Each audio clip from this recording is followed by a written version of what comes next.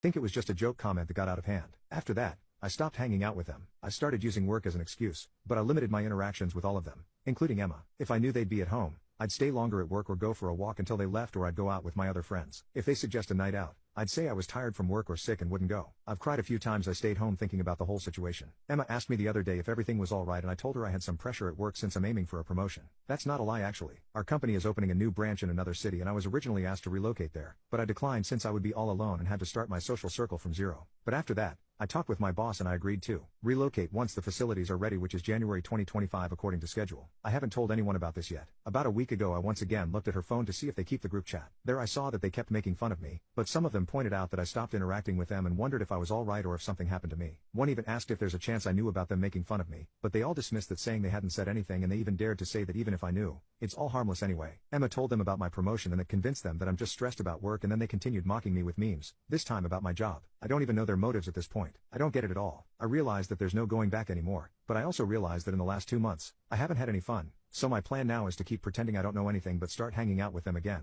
Because since I won't see them anymore after 5 months, I can at least have some fun. I used to like going out with them, so for the next few months, I can pretend they're still my friends. We actually do plan to go out all together to see a movie and then for some drinks. When the time comes and I'm ready to leave, I'll leave without informing anyone, including Emma. Once I'm out and away, I'll block them all besides Emma, since I care about her and want her to know that despite anything, I'm there for her. And if anyone tries to contact me or pretend they care about me leaving, I'll simply send Emma the screenshots of their chat, and I hope this will shut them up. I do have friends outside the group. I have my army brothers whom we meet twice a month and message a lot, who I know have my back as I have theirs, and my best friend who lives in another city and will be very close to me after I leave. It's basically an hour of driving. We talk daily and I think he'll be excited once he finds out I'm going to be so close to him. The people in the group chat are mostly our mutual friends from university or past jobs. Not all of them talk bad about me, but they're all members there, so I guess it's the same in a way. They usually hang out at our place where we watch movies and play board games. I feel bad for losing them, but it doesn't compare to the thought of losing my best friend or my army brothers. About my sister, I didn't tell her because then she would tell Emma and then they'd all know, which is what I've been trying to avoid. If I wanted them to know, I'd tell them. I'm not afraid to tell them, because I'm desperate for their friendship. No,